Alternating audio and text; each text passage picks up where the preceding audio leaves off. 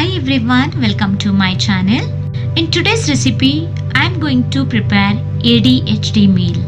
Before head on to the next step, let us know more about ADHD. ADHD stands for Attention Deficit Hyperactivity Disorder. It's thought to be caused by a chemical imbalance in the brain that affects the parts of controlling attention, concentration, and impulsivity. ADHD affects 3 to 5% of children worldwide and found in more frequently in boys than girls. There is no permanent solution for ADHD. However, it can be treated with a healthy diet, medication, and therapies. Depends on the severity of the disorder. Researchers shows that some kids with ADHD have low level of omega fatty acids.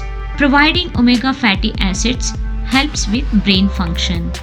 In today's recipe, I have selected some of the important ingredients which are very good for ADHD.